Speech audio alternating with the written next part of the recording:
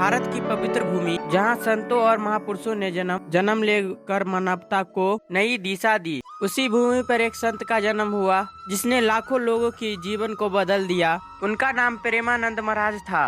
प्रेमानंद महाराज का जन्म एक साधारण परिवार में हुआ। बचपन से उनके अंदर कुछ अलग दिखाई दे रहा था। जहां बाकी बच्चे खेल कूद में व्यस्त रहते थे, वहीं अक्सर बैठ के वो गहरी सोच में खो जाते थे। उनकी आंखों में एक अजीब सी शक्ति और गहराई थी, जैसे वे संसार से कुछ अलग महसूस करते थे। बचपन में ही उन्हें भगवान के प्रति एक गहरा लगाव था। मंदिरों में जाना पसंद था, भजन सुनना और ध्यान में रहना अच्छा लगता था। उनके परिवार को यह महसूस होने लगा कि यह बच्चा साधारण नहीं। जब बच्चे खिलौने से खेलते थे तब ये सवाल पूछते थे, भगवान कहाँ रहते हैं और हम क्यों जन्म लेते हैं? मृत्यु के बाद क्या होता है? यह सवाल एक साधारण बच्चा का नहीं था, यह एक जगत आत्मा का संकेत था। धीरे धीरे उनका मन संसार से हटकर आध्यात्मिकता की ओर खींचने लगा। जैसे जैसे उम्र बढ़ी, उनके अंदर एक अजीब सी बेचैनी भी बढ़ने लगी। उन्हें ऐसा लगता था कि यह दुनिया खाने पीने और कमाने की लायक नहीं बनी। जीवन का कोई बड़ा उद्देश्य है, लेकिन वह उद्देश्य क्या है उन्हें समझ नहीं आ रहा था। यही बेचैनी उसे अंदर से तोड़ रही थी और आगे बढ़ने के लिए मजबूर भी कर रही थी। एक दिन उन्होंने एक फैसला लिया, मुझे सच जानना है और भगवान को खोजना है। और यहीं से शुरू हुई उनकी आध्यात्मिकता की यात्रा। उन्होंने संतों से मिलना शुरू किया और धार्मिक ग्रंथ पढ़ना शुरू किया, ध्यान और शक्ति में समय देना शुरू किया। लेकिन फिर भी उन्हें वह शक्ति नहीं मिल रही थी जिनकी उन्हें तलाश थी। आखिरकार उन्होंने एक बड़ा निर्णय लिया। यह निर्णय आसान नहीं था। उनके अंदर की आवाज उन्हें कह रही थी, अगर सच पाना है तो सब कुछ छोड़ना पड़ेगा। और उन्होंने सुख सुविधा और परिवार को पीछे छोड़ दिया और निकल पड़े एक सच्चे साधु बनने की ओर पे। घर छोड़ने के बाद उनकी पूरी तरह से जिंदगी बदल गई। ना कोई आराम था, ना कोई निश्चित ठिकाना, ना खाने की गारंटी। उन्होंने कई कठिनाई का सामना किया, भूख, ठंड और अकेलापन, लेकिन उन्होंने हार नहीं मानी क्योंकि उनका लक्ष्य बहुत बड़ा था, भगवान को पाना। धीरे धीरे उन्होंने एक गहरी साधना शुरू किया, ध्यान, जप, मौन साधना। समय के साथ उनका मन शांत होने लगा, अंदर की बेचैनी खत्म होने लगी, एक नई ऊर्जा का अनुभव होने लगा।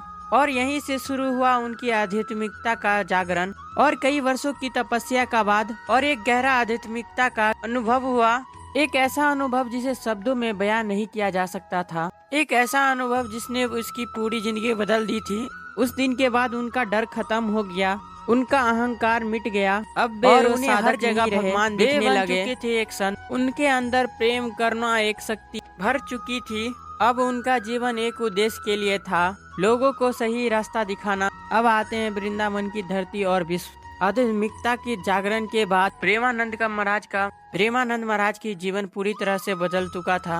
अब वे सिर्फ अपने लिए नहीं, अपना पूरा जीवन मानवता के लिए जीने लगे। अब वे वृंदावन की ओर आकर्षण होने लगे। जैसे कोई चुंबक लोहे को खींचती है, वैसे ही उनका मन एक पवित्र स्थान की ओर खींचने लगा। वृंदावन, जहाँ हर एक गली में शक्ति बनती है, जहाँ हर कोने में भगवान महसूस होता है। यहीं आकर अपना पूरा जीवन वहीं समर्पित कर दिए। वृंदावन पहुंचने के बाद उनका जीवन पूरी तरह से बदल गया। अब उसका हर एक दिन ऐसा था, सुबह जल्दी उठना और भगवान का ध्यान करना, भजन कीर्तन करना और साधना में घंटों बिताना। उनकी भक्ति का केंद्र था भगवान श्री कृष्ण। वे श्री कृष्ण को सिर्फ भगवान ही नहीं, सबसे करीबी और अपना परम मित्र मानते थे। अब वे धीरे धीरे उन्होंने भजन कीर्तन करना शुरू किया। उनकी आवाज में एक अजीब सी शक्ति थी, जो सुनता था वो भावुक हो जाता था। लोगों की आंखों से आंसू बहने लगते थे।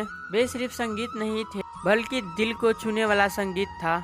शुरुआत में कुछ ही लोग उनके पास आते थे, धीरे धीरे उनकी ख्याति फैलने लगी।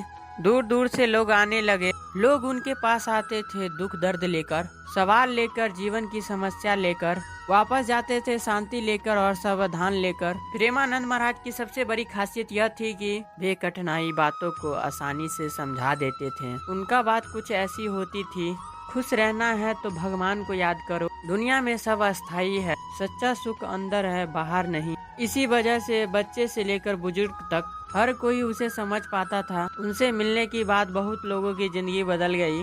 जो लोग डिप्रेशन में थे उन्हें बहुत बड़ी जिंदगी मिली, जो लोग गुस्से में रहते थे उन्हें शक्ति मिली, जो भटक रहे थे उन्हें रास्ता मिला। उनका एक बात लोगों को अक्सर बदल देता, अपने मन को भगवान से जोड़ लो, बल्कि सब कुछ अपने आप ठीक हो जाएगा। सब कुछ बदल रहा था और भक्ति भी डिजिटल होने लगी। धीरे धीरे उनका प्रवचन यूट्यूब इंस्टा पर वायरल होने लगा और लाखों लोगों ने उन्हें ऑनलाइन सुनने लगे। उनका वीडियो करोड़ों व्यूज पाने लगे। अब वे वृंदावन तक सीमित नहीं रहे। भारत के अलग अलग हिस्सों में विदेशों से लोग उन्हें मिलने आने लगे। उनकी पहचान बन चुकी थी एक ऐसे संत से जो दिल तक जोड़ता था, दिमाग से नहीं। जहाँ प्रसिद्ध होते हैं वहाँ आलोचना भी होता है। कुछ लोगों ने उनके विचारों पर सवाल उठाना शुरू किया, उनकी लोकप्रियता के लेकर बातें भी की, लेकिन उन्होंने कभी किसी को विरोध नहीं किया। हमेशा शांत और सकारात्मकता रहे। उनका मानना था जो समझेगा वही जुड़ेगा। इतने प्रसिद्ध होने के बाद भी उनका जीवन बिल्कुल सरल रहा। साधारण कपड़े, साधारण भोजन और कोई दिखावा नहीं। और वे हमेशा कहते थे सत्य का असली आभूषण उनका सादगी है। उनके पूरे जिंदगी का एक उद्देश्य निकाला जाए तो प्रेम, भगवान से प्रेम, लोग से प्रेम और जीवन से प्रेम। जहाँ प्रेम है वहीं भगवान है। तो आई होप गाइस आप लोग को ये वीडियो पसंद आया होगा। तो इस वीडियो को लाइक शेयर सब्सक्राइब कर देना ताकि मेरा हर एक वीडियो आप तक पहुँच सके। चलिए मिलते हैं किसी और वीडियो के साथ।